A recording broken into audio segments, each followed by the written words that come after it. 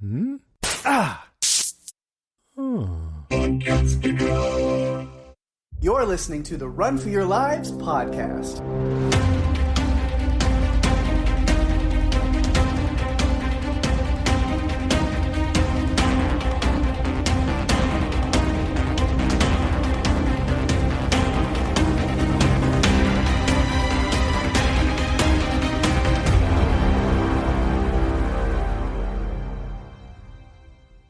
Hey everyone, welcome to the show. I'm Daphne. And I'm Pake. And this is the Run for Your Lives podcast. And this episode will be, I'm going to go ahead and make a prediction in the dark, our least listened to and least downloaded episode of all time. No, I don't know. You could be right. You could be right. It's interesting.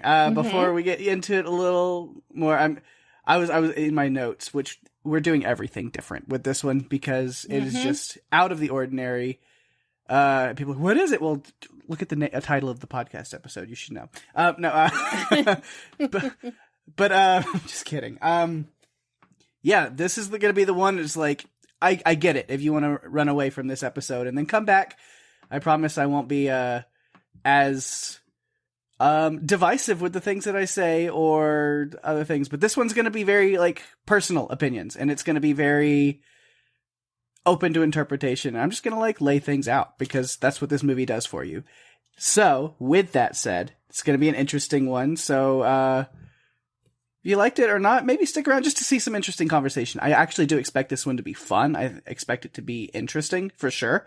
But it's going to be different, and that is because we are covering this experimental stop-motion animated horror film, Mad God. It was written, produced, and directed by Phil Tippett and released June 16th, 2022 through Shudder. Yes, I actually asked Chris if he watched this one because he watches a lot of what's on Shudder.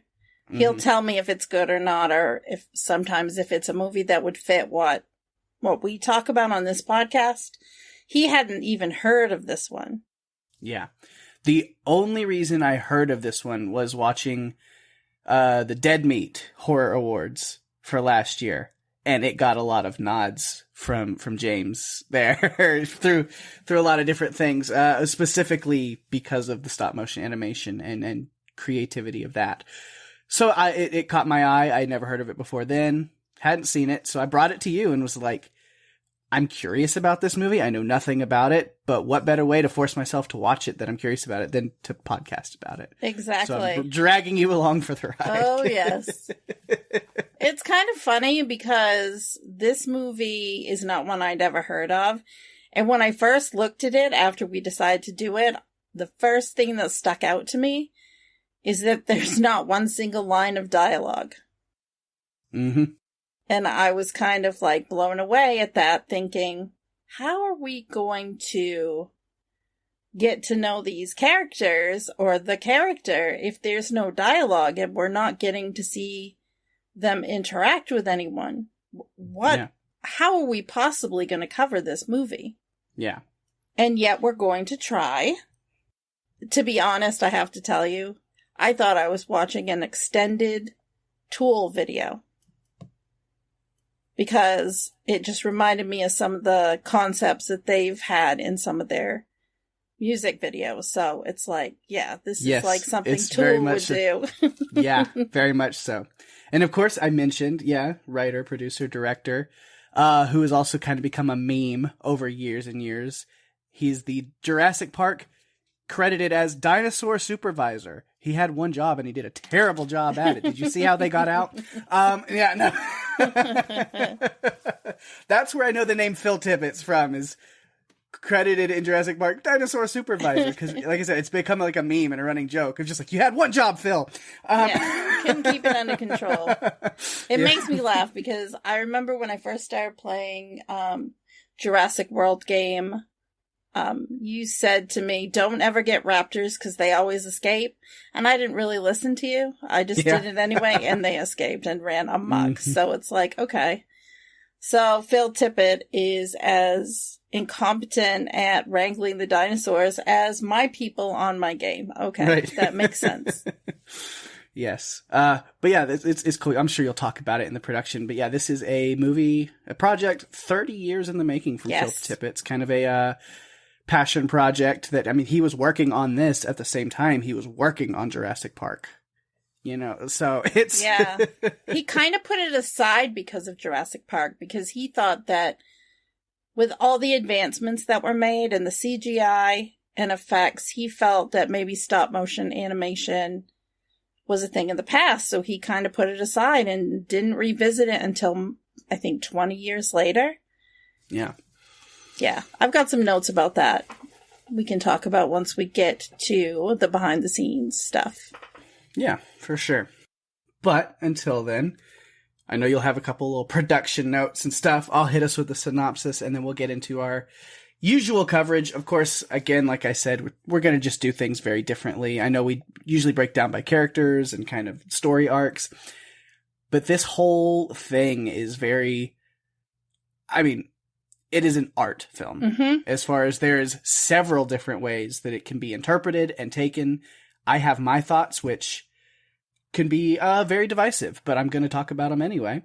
And then going online, and I've got some quotes from other podcasts and film critique and review websites, and their takes on it. And then there's also interviews with Phil Tippett that I looked at, and he's got different takes, and it's very interesting. So yeah. It's going to go all over the place. So I feel like I'm just going to read my notes in the order I took them, but it's not going to feel recappy because you're going on a journey with me through my experience of this movie is what that is going to be like. Mine are very much the same. It was really like me asking questions over and over. It's like, huh? Is that what I really saw? And I actually rewound it a couple times, or, you know, I rewound it by 10, 30 seconds just to rewatch something to make sure I was actually seeing what I thought I was seeing. Yeah. It's like, okay. Well, I'm going to go ahead and do a few production notes. This was filmed in studio in Berkeley, California. As we talked about, Phil Tippett is an American movie director. He's an Oscar and Emmy-winning visual effects supervisor and producer, whose work has appeared in the original Star Wars trilogy, Jurassic Park, and RoboCop. And when he was working on Jurassic Park, he was part of that Industrial Light and Magic team that we always are raving about. Yeah. So Mad God, and this was not a surprise to me, Mad God won the Best Feature Film Animation at the 2022 Ray Harryhausen Awards. It's not a surprise, because this made me think a little bit of Harryhausen when I was watching it. I feel like I have to talk to Jerry about it, because this is something that he should probably check out. He and Mark are such big fans of Harryhausen. I'm wondering if they ever saw this one.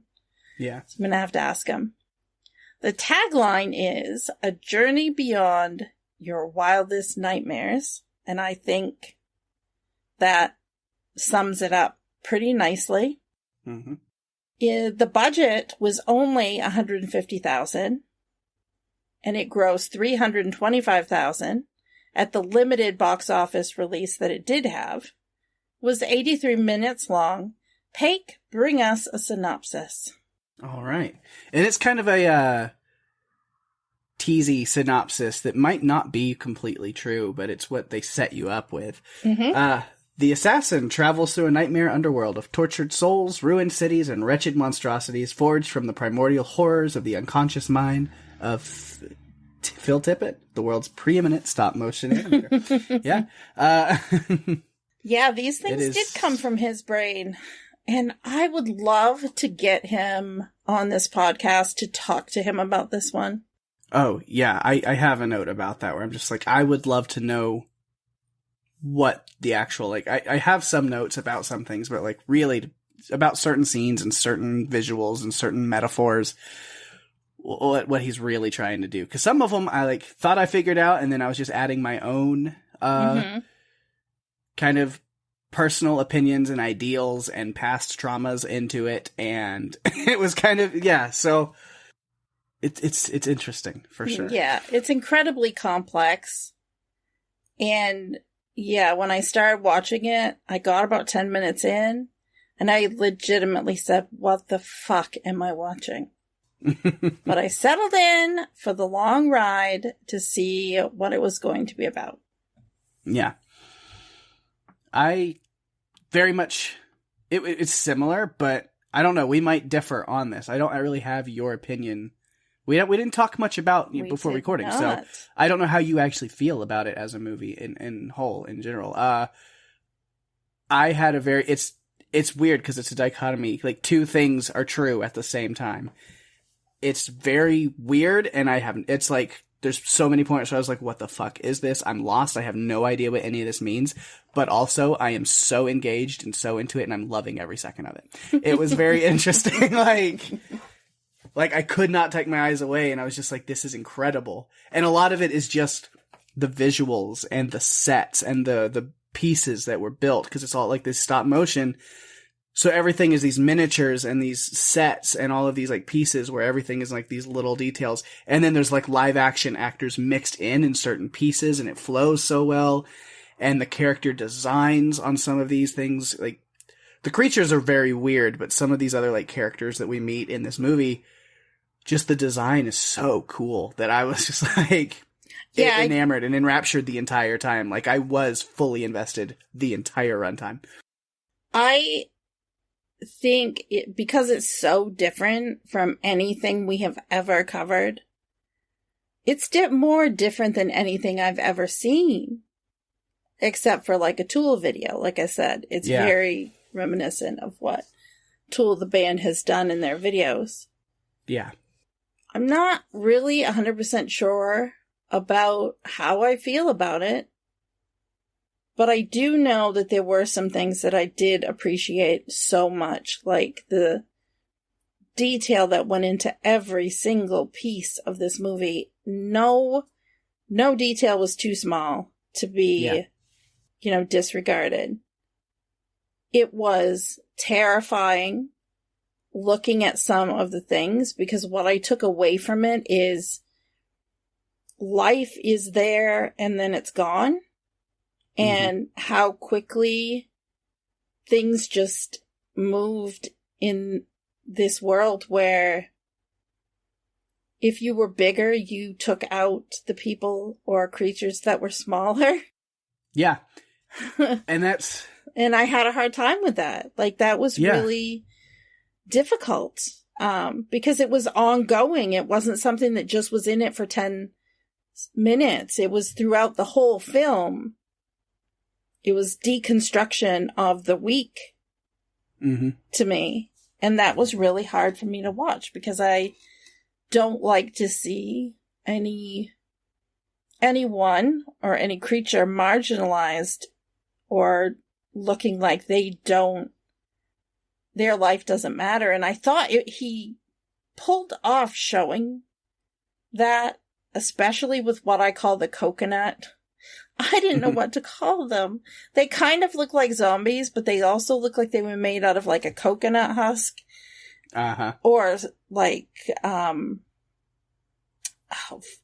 fluff to me. And they'd be walking along, they would do their job, and then they'd be dead. Like run over by a train. Or,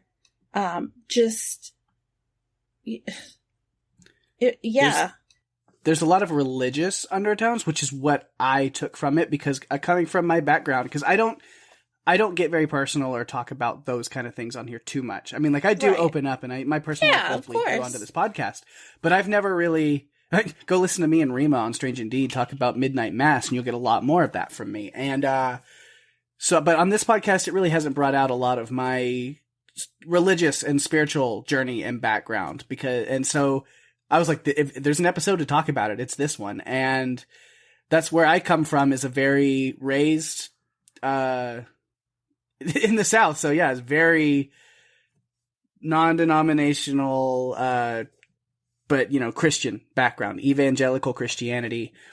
Lived my whole life through that as a child, growing up through high school, even into college. A lot of my early adult life, very, big part of like in ministry and evangelical Christianity.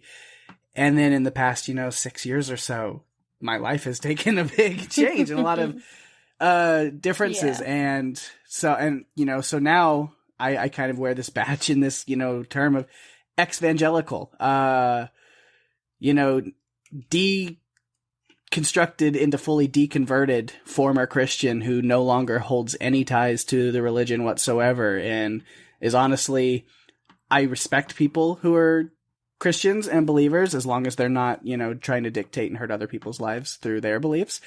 And that's where we get into like a lot of these things that I was raised to believe and was taught were true, and things that, seemed, that were supposed to be good for your faith. And now from the other side, I look at it and it disgusts me.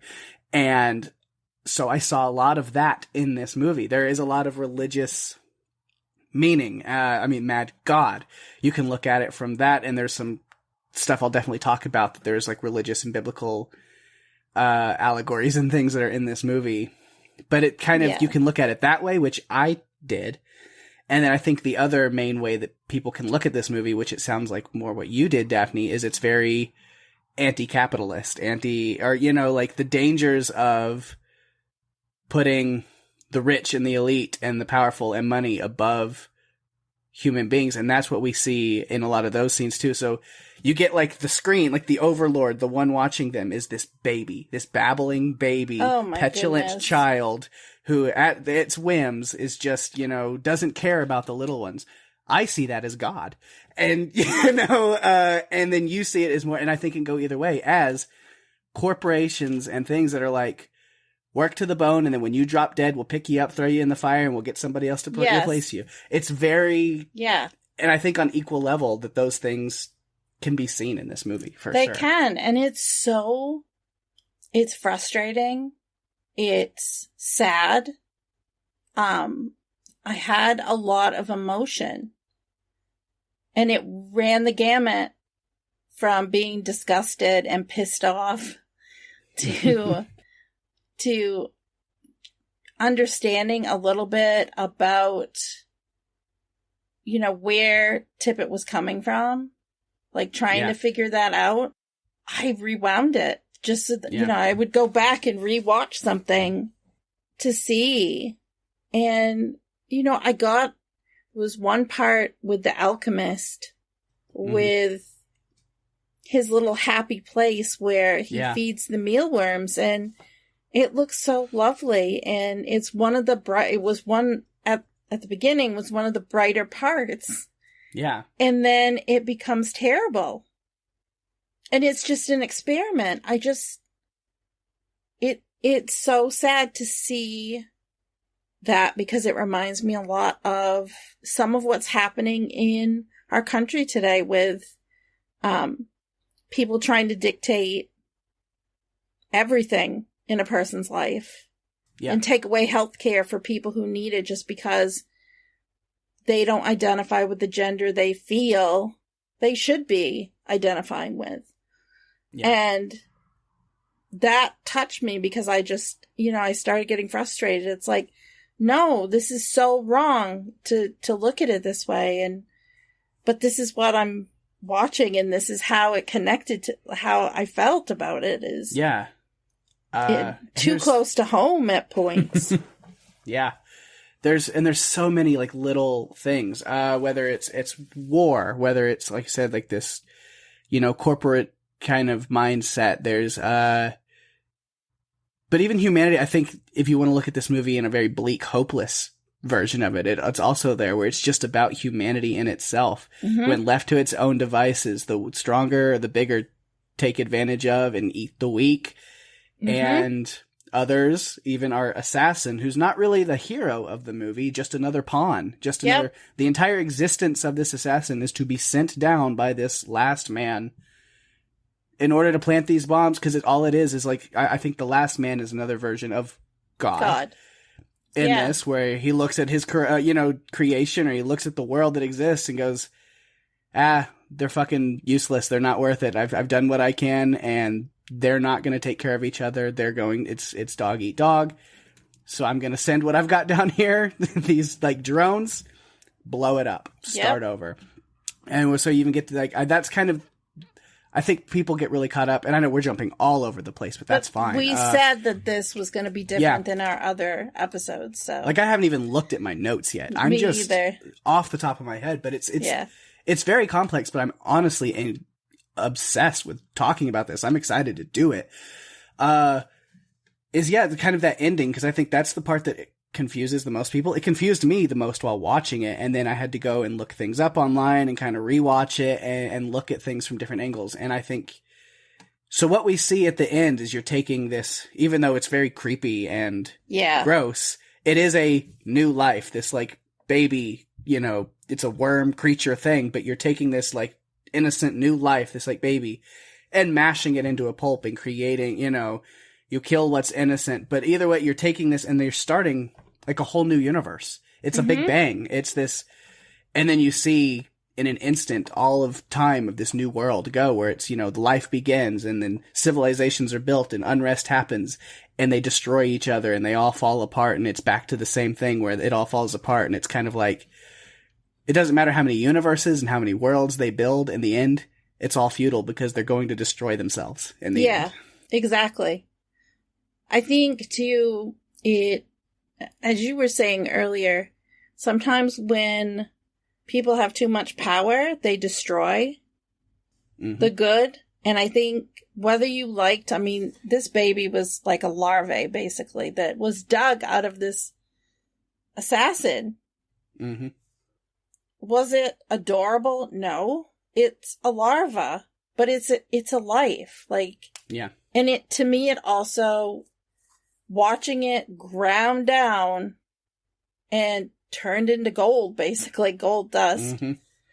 I just thought of all of the life that is exploited. And to me, this was another instance of a child, an infant, a new life being used for someone else's gain with no thought for the life at all. Yeah. And that ties so much to things that I feel very strongly about. And it touched a nerve a couple times with things, because I wasn't sure how I felt about it after finishing it. I was just kind of like, I'm not sure what am I supposed to do with this? Because it was very trippy. And I haven't looked at my notes either. I haven't. I've just been going right off, a lot of what I've been talking about so far is just feelings. Yeah. Like talking about it. Legitimately is just thoughts that are in my head of like, if I was like, didn't take notes and literally just watched this movie in the theaters with some friends, and then, coming to you like, okay, we got to talk about this. We got to break it down. Like, that's literally what's happening right now. So, yeah. I was really taken aback by this machine, early on that was making like the coconut fluffy people. Yeah. And they would just go marching in without thinking anything bad, doing what they were told. And how expendable everybody was. They were steamrolled. They were scrubbing like the rib cage on some, I don't even know what it was. All the different things that they were doing. But then you would follow the story and think you found someone that was going to make it. Like, well, we're going to shovel this and the train's going to go. No, the train rolled right over them. Like they were insignificant and disregarded. And that was frustrating. I was kind of like, no regard. No regard for the fluff life. Like, it was hard because there wasn't anywhere I could find names for any of the types of beings that I saw other than the assassin. So it was really hard. So I just started giving them my own names just so that I could like capture what I was thinking, because they were things that I didn't want to miss. But it was really difficult to watch, like the workers getting, run over, chopped in half, burned, all for this baby. It was frustrating. Yeah. And there's like a whole line of them, like they were created walking single file just to fall into this pit to be burned for fuel. Yes. Like their whole existence was just that line that they were in. And so that's where I was like, so then, and you see whenever at the beginning the assassin comes down, I'm getting a little notey, but not much. Where he like passes through these different layers and levels. It's almost Dante's levels of hell, right? Yeah. And so that's what it really made me think of, coming from my, you know, background and where I'm at now. So that's where I was just like, give a warning is like, if people are bothered by like religious or kind of anti-religious commentary, sorry, not sorry. But you know, I'm going to be honest about things. And to me, it was kind of highlighting this like logical insanity of the Christian concept of hell, where it was like, you know, in breaking it apart in this artful way, where it's like, okay, so these beings are created, but then there's no real like, you know, it's like, oh, you know, it's like, wouldn't the creator of them love them? No, they just are, you know, if they, you know, they follow a certain path or whatever, and then straight to the fire as you go, to where you continue this cycle of destruction in a system that doesn't care about the individual, just your service or your purpose, you know? Death, torture, fire, it's part of the system, right? Part of the process. Yeah, it's a terrible life if you think about it. And it's funny you mention it, like, being similar to, like, Dante's levels of hell. I actually thought all of this, everywhere in this movie, was hell. And I think, you know, there might have been, you know, the last man up where he was above ground, but I looked at it as hell. To me, it was all hell, because it looked post-apocalyptic and depressing. Yeah. So, with notes, now that I think, you know, I've kind of exhausted my own, just like, oh my God, gotta get this off my brain thoughts. So again, I'm just going to be going in order of the movie as I took them. You go on a journey with me. A lot of people know I'm a huge Laika fan, so I'm a sucker for stop motion animation. So I've been curious about this one. So it's very different. It is not a Laika production in any way. It's funny you mentioned that, because about 5 minutes in, I took a note that just said, "This is not Coraline." Yeah. But yeah, the beginning of the movie is this, it is a reminiscent kind of, I mean, not even like metaphor, it legitimately is, it's the Tower of Babel. And that was what's really cool, is having a lot of the Christian background and knowledge that I have, like whether, even if I don't believe in any of it anymore, it's still all locked up in there and lives in my head. You know, I was raised believing these things and preaching these things. So It's funny. they stay in my head. This movie even started at the beginning with sections of Leviticus, which is a book of the Bible. Yeah. It's this passage from Leviticus, which is very real and very disturbing, because it's God. It's this mad God saying, you know, to his creation, to his children, right? That you've disappointed me. You're not what I wanted you to be. And so now I'm going to yada, yada, yada, this whole list of unspeakable atrocities and torment on you. Yes. Because I'm such a loving figure, right? Anyway. But yeah, and so we get this Tower of Babel where people put too much power and thought and belief into themselves. And so this mad God shuts them down, right? Now, if you were me 20 years ago, 15 years ago, I would say, you know, I would probably have some kind of very positive outlook on that and way of saying, oh yeah, because, you know, God this, that, whatever. But looking back at it now, it's just like, that's a level of insecurity that somebody shouldn't have. Yeah, that's what we get. And then we see, as the assassin is lowered down, it starts at the top, kind of this guarded tower. It's a nasty, hellish, worn down setting. Very metaphorical, allegorical in a lot of ways. So I was just like, I don't know what's going on now. Taking my notes as is. We're just going to run through. I feel like it would be best. So if you want like an in-depth really coverage of this movie, this isn't the place to find it, because I feel like I'd have to watch this 2 or 3 times to really try to do that. And I didn't have time for that today. And that's fine. I felt like he was going on a pilgrimage to the middle of Earth, like that, as he's lowered down in that pod. Yeah. But that's where I really took places, because it just focuses on that releasing. You see those different layers and levels, like I said, and those set pieces Were are so incredibly well done. And I was like, oh, dinosaur bones. Daphne's locked in, so that's good. Yep.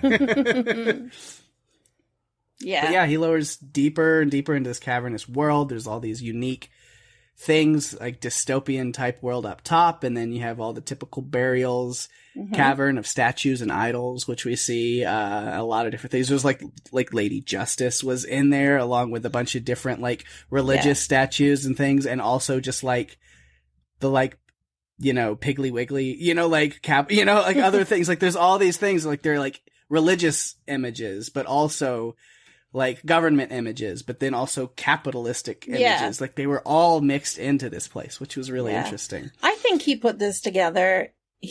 When he did it, he knew that different people were going to take different things from it. Yeah. And so he put these Easter eggs in to help people sort of build what they think is happening in their own minds. And it helps with that journey. But there's also a lot of just pop culture references he put in that he loves. There were Star Wars like droids that were in the background and stuff of different things. A lot of this movie is a big nod to like 2001 Space Odyssey. Yep. There's a lot of things like that are in it. But yeah, you see like these alien formations at the bottom, and he gets to the bottom, it's this like apocalyptic cityscape. Very Mad Max in certain places. It was just, the designs were really cool. He thinks nothing of stepping on those gnomes that were fighting. Mm-hmm. They're standing there fighting, and he just kind of steps on them. And I'm like, he's just as bad as everyone. Everybody has this mentality of, I'm bigger than you, so I'm going to, take you out or control. If I can't control you, I'm going to take you out. Or you're being a nuisance, I'm going to take you out. Yeah. And so I mentioned, the levels of hell, but then just the concept of hell, where it just goes from scene to scene of various disturbing and violent images, and fueled by evils. There's like layers and like this, like deadly sins. You see like creatures that kind of epitomize gluttony, lust, wrath, etc. Like they're all there. There was one in particular that once we got to it, I was just kind of like, is this what I'm really seeing? And it was the female doll, kind of basically masturbating, I think. Yeah. And I was just kind of like, okay. And then right next to her are these creatures in a cage and giants that were using the bathroom, and that seemed to feed something else. I mean, everything was connected in some strange way on this journey. And I kept tracking through the movie, like through the first part, how his map kept crumbling apart. And I was like, well, that's got to mean something. And maybe it does, but I never really picked up on something either. Fully. I like that later on they showed us how the map got created and what it actually looked like when he took it. Well, I think that was a second one. That was a different situation. This is that assassin was killed. And so I said, that's the purpose of there. You see all the assassins that are up there with that last man, and he sends another one down. Yeah. Gets a new map made out of skin so it won't crumble, and your turn, you try. Because we see all those suitcases piled up to where, like, clearly there's been hundreds and thousands of these assassins sent down there that have not gotten the job done. You might want to try something else. Right? At some point, you might want to tweak your plan a little bit because it's not working. Yeah, so he has that map made out of skin so it won't crumble like the other one did, which there's some interesting references in that scene, which I will talk about later because they were not my own thoughts. They were from somebody else, so I'll wait till the end on that one.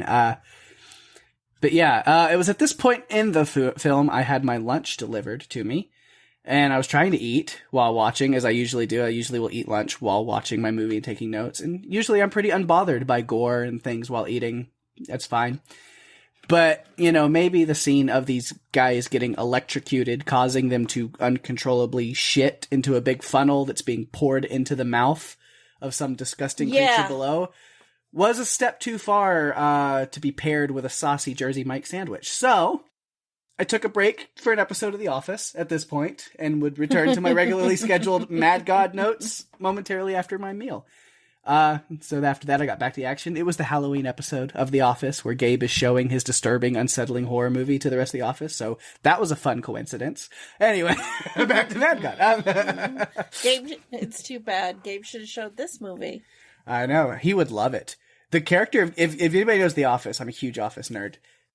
Gabe would go nuts for Mad God. This would be one of his absolute favorite movies of all time. Oh, definitely. Yeah. Because he is like an avant-garde horror fanatic, so it's perfect. Yeah. Anyway, yeah, there's just like pieces, like, again, just I paid so much attention to these set pieces and just some of these creatures and things that make no sense, but and you only see them for like real quick in a scene. But, you know, these giant like balloons that look like they have octopus suction cups on them, but then some of them are eyes. And I'm just looking at that like, somebody had to think of that and then make that into a model that works. And it's like, that is insane, and I love it. It's definitely, it's kind of terrifying. There was one creature that also stood out to me. It's the creature with the boob balls, I call it, because it kind of had boobs for its testicles, and yet some creature... Because somebody that came up and was trying to, like, milk them, and then it just shit all on them, and then they felt like it's so... It's so... visceral. Yeah, I shook my head and again said, what? I'm going to keep going, but oh my goodness, I'm not sure what this is. Like, does this guy even know what he's doing? I don't know where he's going or what he's doing. You know, yeah, there's just a lot of, your sacrifice has been noted. Anyway. Yes. Moving on. Moving on. Whether you're, trying to milk the boob balls, or, you know, getting hit by flying bricks and trains, or if you're one of the graboid farmers, which, you know, there's always danger of falling into the worm grinder, so. Oh, yeah. What also got me was the spectacle of our assassin gets dragged away after he sets his bomb, and he's in this, what I call the psycho hospital. Mm-hmm. But it's not really a hospital. It's kind of like maybe it is. It's like there's a gallery for people to watch, and behind this curtain you can see the shadows where they're pulling all of his clothes off. And at one point I was thinking, are those clothes or skin? Like, what are they actually doing to him? Because it's pretty bad. And it's not that I connected so well with this assassin. It's just he's the only character we really have. And so it's kind of like, I don't really want him to die, but I don't really know what's happening. Yeah. And so there's these scenes that I had some very, religious background thoughts that maybe aren't there, but they worked for me. Of course, this assassin got there to set the bomb with this dynamite to blow. I'd say the whole place to hell, but they're already there, right? Yeah. I think he was trying to blow up hell. Yeah. And so even my notes, I said, this could be Christian upbringing and knowledge speaking, and I'm stretching, but art's subjective, right? So, what are you going to do? The countdown on the bomb is perpetually stuck at the 11th hour. Yes. With nothing actually happening. That could mean something, right? If those who know might know that reference to a lot of biblical teaching and kind of things that I spent my life with. And then, this like theater performance almost where people are giggling and clapping throughout what looks like, whether they're just tearing the clothes off or the body apart, whatever it is that they're doing. To me, it looked almost like a commentary on the culture of the concept of hell that in some circles is like celebrated in a disgusting way. We'll see. You'll see once you're burning in hell, or we'll have the last laugh once you're tortured for eternal damnation and we're not. There are people with that mentality, and I kind of saw it in that way a little bit, where these people that makes sense. Are laughing and celebrating and are, totally having a wonderful night at the theater seeing somebody be tortured. Tortured. Yeah, because when we see him next, it looks like medical tape is wrapped all around him, and that's what made me think, did they pull his skin off? But we just see his eye, like that's what we see. And then it just gets worse because he's in that medical room. He's in like a hospital room. And before you see just him, it's this huge pan out to a lot of people that are in this big hospital. I almost feel like they're all assassins. Yeah. It's almost like they figured out, okay, it's 4:00 on a Friday. He's going to send another assassin down, so we'll just be ready to grab him after he sets the bomb. That's not going to go off. Okay. Mm-hmm. Yeah. Yeah. I wish I could say that was all that happened to the assassin, but it got much worse for him after that. Yeah. Yeah, because this doctor, it's either called the doctor or the torturer, depending on who you talk to and what you look at. He's like ripping the assassin open and pulling out his insides, intestines, guts, organs, whatever. But then it becomes he's pulling out handfuls of coins and jewelry, treasures. Mm-hmm. And then again, this is where all this stuff that lives in my head where I was like, is this something about where your treasure is, your heart is also? You know, that was ingrained into me a lot. And so again, just those like biblical teachings and things, I was like, is that where we're going with this? And that's where I was like, I would love to hear from Phil Tippett to know this imagery. Like, what? Because then it becomes these books and like, so is it like the love of knowledge and the love, like what do all of these things mean? Yeah. And then you get like this weird creature that's like alive and being swaddled as a baby. And I was like, I want answers. And I know this movie itself is not going to give them. No, it's not. It's only going to get more difficult to understand as you go. Because he actually takes... This is why I think that he didn't send a second assassin down. Because he actually drills a hole in this assassin's head, plugs it into a TV monitor, and we get to see his full journey there. Where he's in a pod, and he gets on a motorcycle, and then he's on a Jeep. Which I loved the Jeep because it made me laugh a couple times because music would come on and he'd bang it to turn it off, and it was just kind of like, okay. It's like, you don't want music on your journey? I can't imagine. So I guess you could be quiet as possible because we see what happens. Yeah, but I liked that look into his world. Like he goes through that graveyard and a war zone, and one of the coolest scenes for me was when he was driving the Jeep down this square spiral type road where if you just made the littlest mistake, you were going to go tumbling. Yeah. Yeah, that was cool. But even right before that, another visual I thought was super cool was this like dusty wasteland with the mushroom clouds and the tornadoes and things like that going on. It was just like that whole thing. There's the saying, war is hell. And I was like, in this movie, hell is war. Yep. We're just showing these tanks and he's just caught in the middle of everything. Like it's just a layer. Yeah. Of where he's going. It seemed like alien war, like the way that everything was coming through, because it was like pew pew with some of the attacks when he was going through the war zone. And it gave me very much like a Star Wars vibe, which of course, that's probably an Easter egg for that because he did work on... He worked on those. Yeah, he worked on them. Again, what does it mean? Is it this like an act of God? Or is it just like because of humanity? Those things. But we had these like creatures or entities that would come down, but they were in the shape and form of a bacteriophage virus. Mm-hmm. That were coming down and literally like zapping people and wiping them out. And then you see a bunch of them come down. Like it was literally like a manifestation of like a viral outbreak. And it's like, we're just throwing this in here now. I thought it was very much like a War of the Worlds type situation because there were scenes in that where people would just evaporate. And so it made me think of that. And again, people walking around or creatures walking around minding their own business and then boom, they're gone. And it seems sad to me that, there's no regard for their life. Mm-hmm.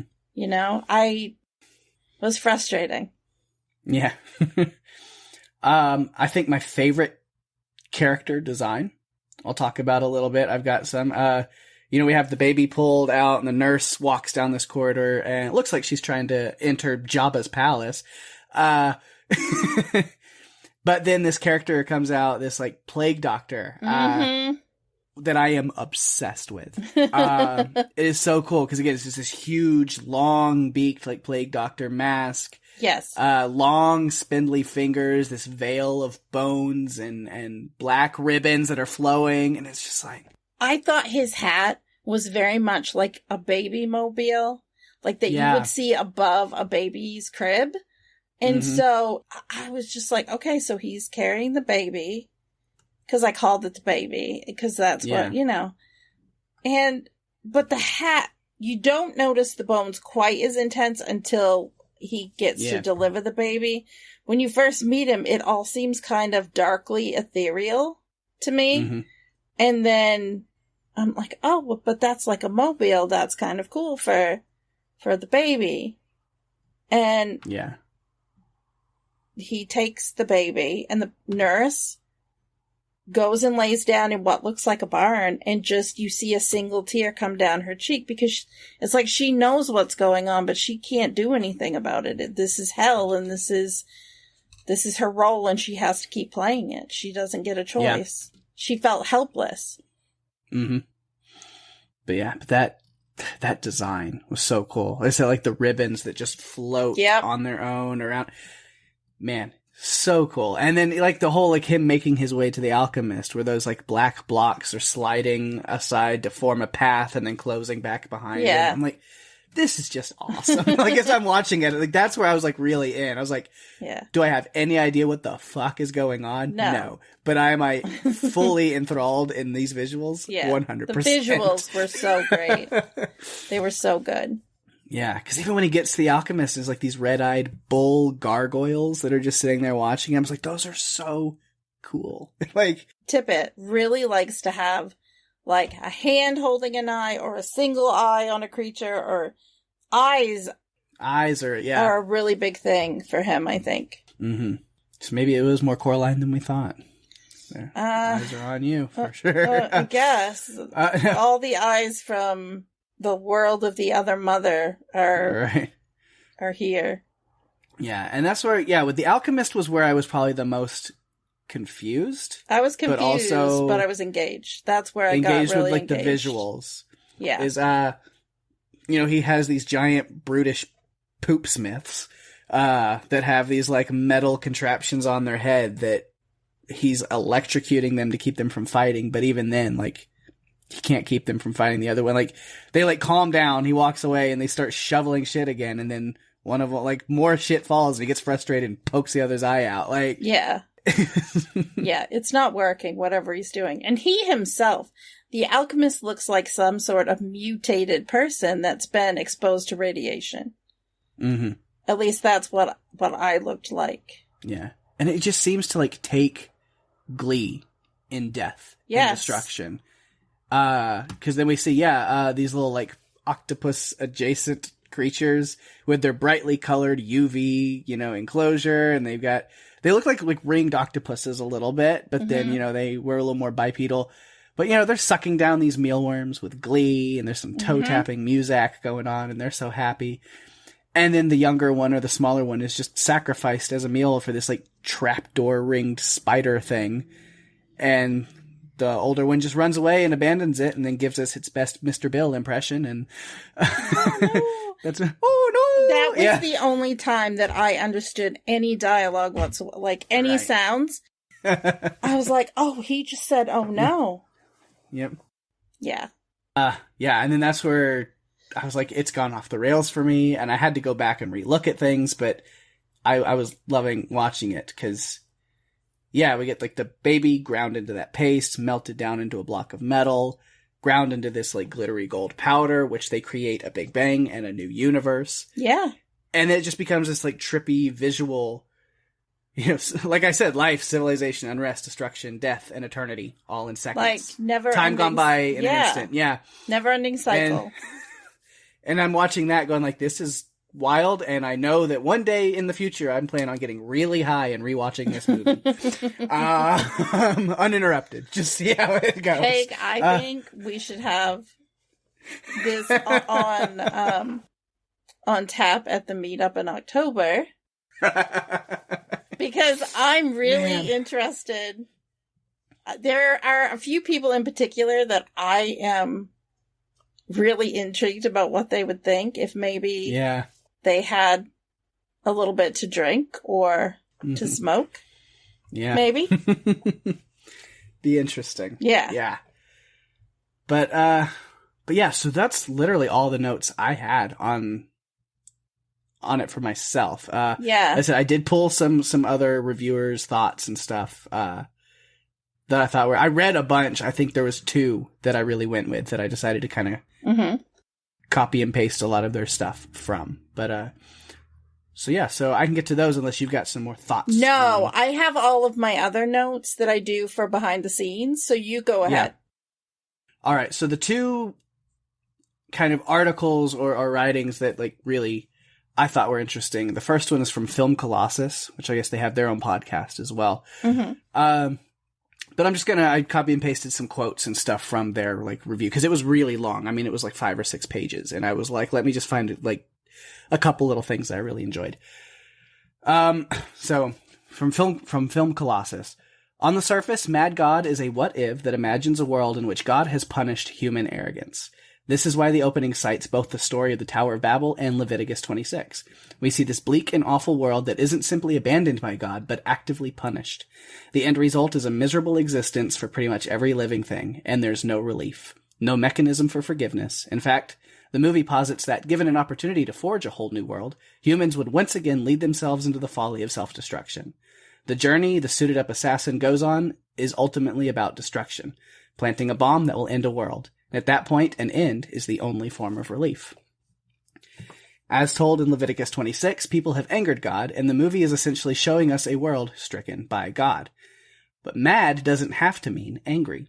It can also refer to a state of insanity or disturbedness or even foolishness. That broadens the ways in which you can read what's happening. Like, yes, God is angry and has punished the world, but isn't bringing about this amount of chaos and pain and tragedy actually quite mad? What does it accomplish? What does it achieve?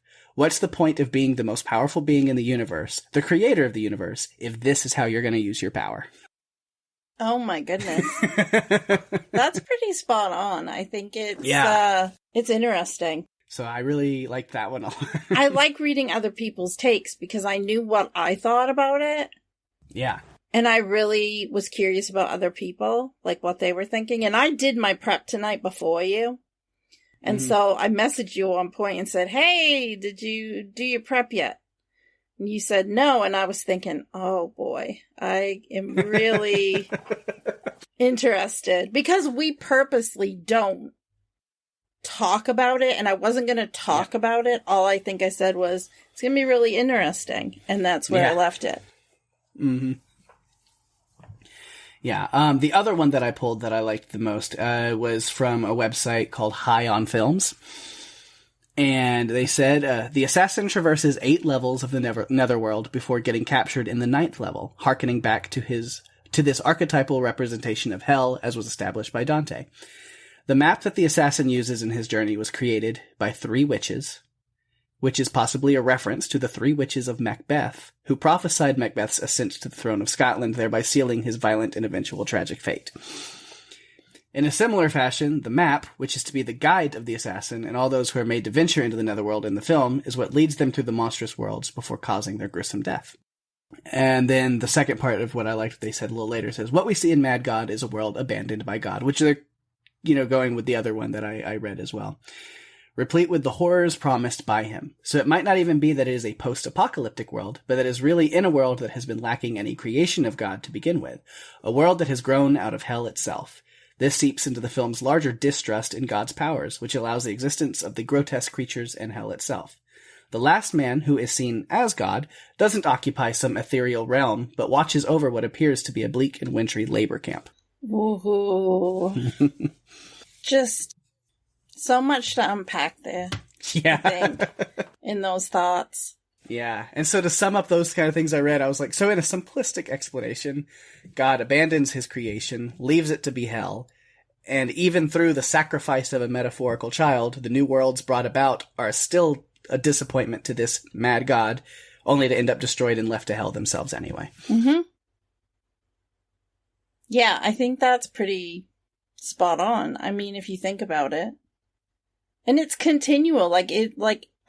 My last note was basically that it's just continuous. Like, it's a never-ending cycle. Because nothing ever changes unless we change it. And I think what I got from this movie is that nothing changes and no one wants to change it, so it's just going to continue. And then it makes me look at the world we live in now and how we really need more change because we're going down a dark path. Yeah.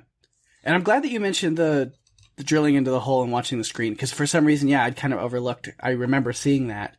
And then after reading that one with Macbeth and the map and things like that, I think, you're spot on. So I'm glad that it was the same assassin we are following this whole time. Yeah. And that was kind of a flashback into it, which is why we don't really get an ending of that story, because we saw how it ended earlier. So you're definitely right on that. Yeah. And I think that, what we get at the end, the last man is still there. He's going to send another assassin. This is just going to continue. Like, it's not going to change. Like, it's just always going to be a never ending. It's just going to keep going over and over again. Yeah. There's a saying that if you keep doing the same things, you're going to get the same result. Yeah. And that's kind of what we're getting from here. Or the other saying that goes hand in hand is, what is that? Doing the same thing over and over and expecting different results is the definition of insanity. Uh-huh. Which could also be going mad. Yep. It all comes back around, right? Yes. Those were fascinating. So that's it. That's all I've got. Okay. I knew it wouldn't be a super long one, but there was definitely a lot of thoughts that I had to get out. Yeah, and it's so funny because I don't think I used much of my notes. Like, I looked at them after to make sure that I included everything, but I really didn't. It really came mostly from, I think, my head and my heart when I was talking today. So it's kind of cool to have that opportunity to not overthink it and just, let it be what it is and talk about it, from the heart and the brain, the head. Right. So I think this movie is definitely not going to be everyone's cup of tea. No, it isn't. And we'll probably mention that when we post about it. I kind of jokingly off the top said, this is going to be our least listened to and downloaded episode. And it very possibly could be. And I was kind of, doing it to kind of be, jokey, but I also totally, if we look at those numbers and go like, I won't be surprised because it is very different. However, I had a feeling that our conversation would be very fun, and it was. I had a blast with it. Me too. It's a good one to cover. It is very out of the realm of the usual for this podcast. It is. And we probably won't ever really do stuff like this very often anymore, but it was something that I was curious about, and I'm glad that we dove into it. Yeah, you mentioned it. I left this up to you. I think my very first note that I took was, and Pake brought this one to the table. Yeah. And so I'm glad that you did, though, because I really appreciate our conversation, because I think we came at it in two different ways by talking through it and connecting the two different thoughts about it. I think it makes much more sense to me now all the way around, which is helping me appreciate it more. Yeah, I'm definitely leaving this conversation with an even deeper appreciation for what this film was. Yeah, me too. Well, all that's left really is some behind the scenes notes that I do have. So we've talked about this already, so I'm going to skip my first one. So Mad God was funded at least partially through Kickstarter donations, which allowed Tippett to create the first 3 sections, which made up about half of the film. Nearly 20 years after he started the project, a group of animators at Tippett Studio came upon boxes of shelved props and puppets, and after viewing the original footage, they convinced him to resurrect the project. The small group began volunteering their weekends to Mad God, and before long it had snowballed into a crew of more than 60 artists. Wow. In a Screen Realm interview, when asked if Mad God is what he originally envisioned when he started out on the project, Tippett replied with, "No, like many artists, I didn't know what I was doing." I'm glad that he stopped and came back to it, because I think he was able to maybe connect more with what he wanted to tell with the story. In a MovieWeb article, Tippett stated, "There's no way I could pitch Mad God to a studio. I couldn't even pitch it to myself. You know, I just kind of waded into the deep end and just tried not to sink to the bottom of the pool." So Chris Morley served as the visual effects supervisor, and Richard Beggs, who won an Academy Award for Best Sound for 1979's Apocalypse Now, did the sound design and mixing. It is comprised almost completely of stop-motion animation and puppet work, although there are the few live-action sequences where the actors in puppet suits were used. As I mentioned when I was talking about Tippett's studio, a lot of the film was done on Saturdays. It was also, there were students who were interested in getting filmmaking experience, also volunteered to be part of the team.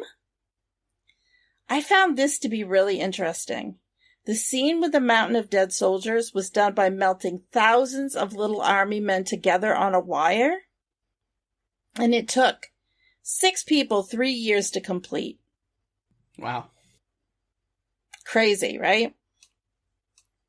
Christopher Stewardson from Our Culture magazine commended the animation, visual design, hellish atmosphere, and dreamlike quality, writing, "A Mad God almost has an anti-war ring to it. In its abstract madness, it presents the nightmare of what war does. Nobody is human, only monsters exist." I found that fascinating, because I kind of was taking that myself too, like the war element, like, you know. And finally, this is something I saw posted on the Mad God website, and I just think it sums things up in a really cool way. And it said, "Each piece of Mad God is handcrafted, independent, and created from the heart. Sometimes that heart is bursting with love for the craft, while other times it's macabre, punctured, and bleeding. Mad God is a mature film crafted from techniques and technologies that span the history of cinema and the career of a true animation mastermind." So I think in the future, I would love to see more passion projects from Phil Tippett, and I'd love to see less dinosaur supervising from him. Yes, me too. Because one thing he's good at and the other clearly not. No. I say that, but I've seen articles, he's sick of that joke himself. I'm sure he is. I don't know if this ever gets around to him. Probably not. But if so, I apologize. But it's too good to pass up here. And we promise that if we ever get Phil Tippett on this podcast, we will not be making jokes about him being a dinosaur wrangler. No. What we did at Pake, we got through one, if not the most bizarre movie that we've ever covered on this podcast. Yeah. So that's it. Oh boy. Got the phone ringing. I don't know what to expect from this call, but we'll see. Answer it. All right. Honestly, I know the things I was saying off the top of this episode, and I still don't know how many people end up listening to this overall. But I will say I'm surprised on the amount of feedback we got for it, and I like it. It's cool. Yeah, me too. I'm excited to dive into it, because this was not like any other movie we've ever covered. Yeah. So. Yeah, we got some good stuff. Of course, as I think you mentioned earlier in the episode too, once it got to the, Harryhausen kind of fans and stuff, we have some friends that we know definitely are in that box, and we did hear from some of them. So yes, we did. Sure. That's awesome. Starting with Mark, of course, because we know he's in that boat. Yes. And he says, "Hi, Daphne and Pake. I watched Mad God by Phil Tippett. Very interesting take on a world that destroys all hope. It's a sad commentary with a lot of darkness within every angle. I look at it more like an art project.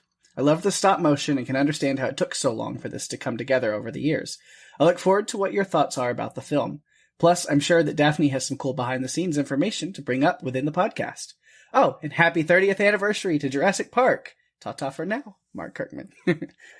Yes, it is. I haven't even mentioned that really yet, but it is the 30th anniversary of Jurassic Park, which, as everyone knows, is very near and dear to my heart. Mm-hmm. Well, Alma says, I've never heard of this flick. Yeah. Well, you have now. Maybe you'll check it out. But since you've never heard of it, I'll let this next since you say you've never heard of it, I'll let this next piece of feedback sum it up for you from Jason, who says, it's weird AF. Yes. Agreed. But I think that's part of the charm. Mm-hmm. Kat says, I've been intrigued and interested in whether it's worth a watch. Think you've answered that. I don't know in which way, though. Yeah. We hadn't released the episode, so she hasn't heard it. Yeah, just based on our our feedback post where I said it's not everybody's cup of tea. So hopefully it doesn't mean she just decided to go away from it. But also I get it because it is strange. You can't just sit down for a movie night and watch it. It's not one of those movies. Mm-hmm. If you do that, you'll be disappointed. You have to go into this movie open-minded. Yeah, for sure. And just enjoy it for what it is. And it is really a piece of art. All right. And lastly, we have a voicemail from Jeff. And I am excited to hear this one. Again, he's another one of those listeners and friends who's in that box that I mentioned. So yes, I'm very curious to know his thoughts on this. Absolutely. So we might as well get to it. David Lynch and David Cronenberg are sitting at a table in a cafe talking about collaborating on a movie. Lynch puffs on his cigar for a minute and then says, "What if we paid tribute to Dali and Buñuel, a modern-day Chien Andalou?" Cronenberg nods and says, "What if everything was just awful?" Lynch says, "What if nothing made sense?" Cronenberg, interested now, says, "What if things were visually unappealing?" And Lynch says, "What if things were sonically unappealing?" Cronenberg's excited now. He says, "What if Jean-Luc Godard?" Lynch says, "What if Alejandro Jodorowsky?" Cronenberg says, "What if Terry Gilliam?" Lynch says, "What if Jan Schwenkmeyer?" Cronenberg jumps up now. He says, "What if Stephen King?" Lynch screams, "What if Cormac McCarthy?" Cronenberg is up on his chair. He says, "What if Morton Feldman?" Lynch says, "What if Sun Ra?" Cronenberg is throwing things. What if Dante? Lynch puts out his cigar on his own hand and says, "What if John Milton?" Cronenberg shrieks, "What if Gustave Doré?" Lynch picks up the table and throws it. "What if Hieronymus Bosch?" Cronenberg grabs Lynch by the throat in a chokehold and screams in his face, "What if Marquis de Sade?" Suddenly they freeze. Then they sink back in their chairs, panting, exhausted, overcome. There's silence all around them. Then from the table next to them, Phil Tippett leans over and quietly says, "Yes, but what if Ray Harryhausen?" Immediately a producer turns around and says, "That's brilliant! What do you call it?" And Tippett says, "The Aristocrats." Wait, no, Mad God! And that's how it really happened.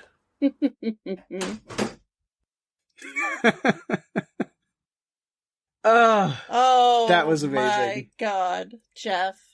And here's the funny thing. Knowing Jeff is, even though to a lot of people it may seem like he gave absolutely no idea of what he actually thought of the movie, no, just by naming those people, he summed up what he thought of the movie pretty well. I actually think... If there was an award to be given out for feedback, I do think he would have to be nominated. That was incredible. Thank you so much, Jeff.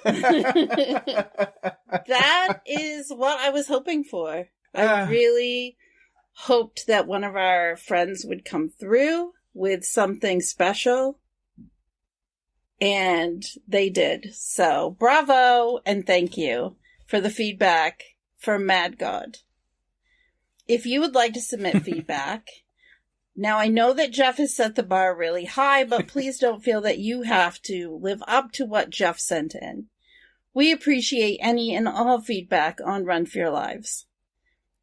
You can find us on Facebook and Instagram at Run for Your Lives Podcast. You can find us on Twitter at RFYL Podcast. Email us at runforyourlivespodcast@gmail.com. And if you're enjoying the show, tell your friends. We are available on Spotify, Apple Podcasts, Stitcher, pretty much all other podcast players, including YouTube. Go to runforyourlivespodcast.com for all the links that you're ever going to need.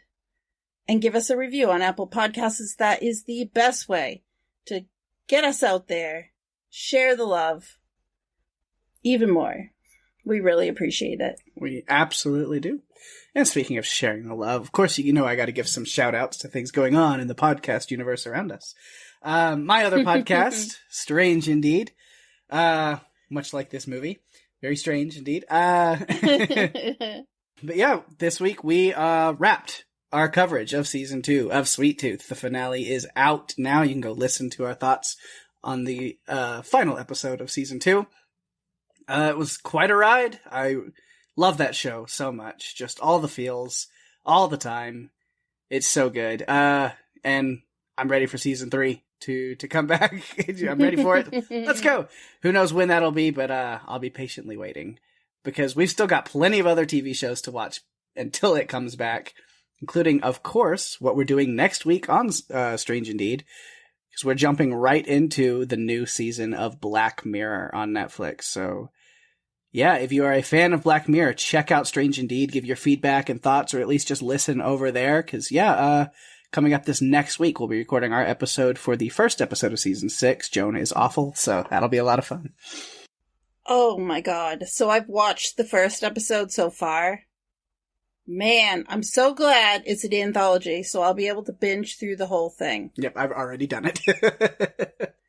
But if the season goes the way this first episode did, then we have a lot to be excited about, because I love Annie Murphy, and I loved this episode, the first one. So, check it out, and then go listen to Rima and Pake break it down. It's gonna be fun, I promise. And probably a little dark and very strange indeed. Other great stuff going on Podcastica, of course.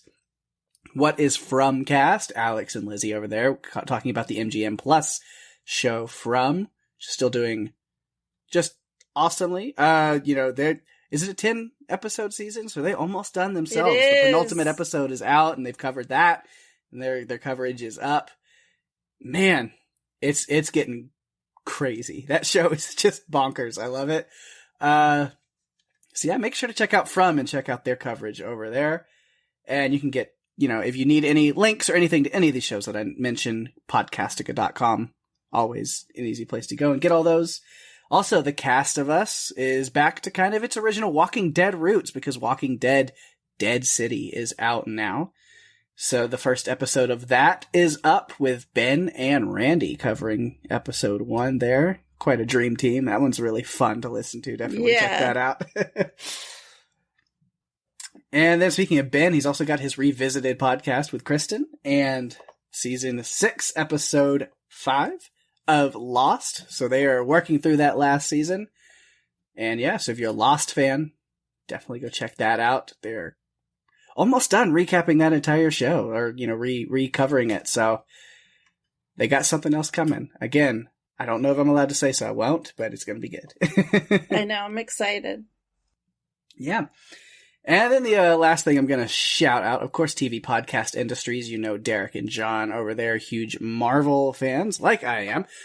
So, yes, the Disney Plus Marvel series, Secret Invasion, is out on Disney Plus right now. I was up late last night to watch that premiere episode, it's interesting to see Samuel L. Jackson in a TV series and he is there reprising his role as Nick Fury. This is really a Fury-focused series, and it's great so far. Based off that first episode, I'm really excited to see what happens with this show. It's Marvel goodness. I mean, I'm a huge Marvel fanboy. Throw it at me, I'll eat it up. Easy. But yeah, definitely check out their coverage. And he freely admits it. Yeah. Yeah, so that's everything going on with other podcasts, but you can always come back here next week to listen to what we've got going on Run for Your Lives. Daphne, what are we doing next week? Well, when a therapist experiences an unexpected trauma at work, her mind must shift from helping others to her own survival. When no one believes her about the supernatural events that continue to haunt her, she's forced to turn to an old flame to decipher the cause of her continued terror before she has no choice but to consider the unthinkable.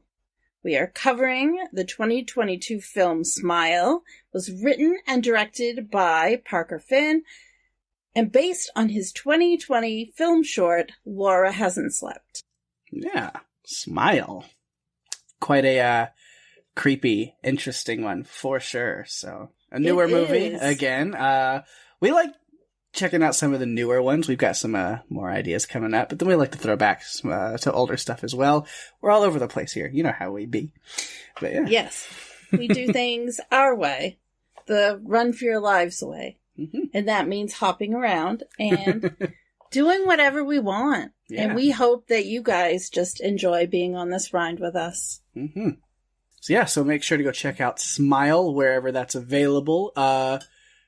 Feedback posts and stuff will go on Facebook later, early the next week after this weekend. So maybe I'll try to remember to post some links to where it's streaming or rentable or something while I do that. I used to do that more often. Maybe I should do that again more often if people are finding that helpful. But yeah, check it out. Give us feedback for next week. Are you still doing the fun stories? No, because Facebook changed stuff again, and it couldn't figure out how to do it anymore. And then even when I did, it wouldn't take. So it was a short. I don't know if anybody watched those, but that was fun while it lasted. I did. I thought they were fun. Mm-hmm. It was always a game to try to figure out what you were going to use, if you used a certain song, or what stickers you might use to go on it. So yeah, I might try again. But figure Facebook it out. Being terrible. Yeah. I know. Things keep changing. It's very difficult. Not for the better all the time. Nope. Anyway. Well, that brings us to the end of a very intriguing yet poopy. Yeah.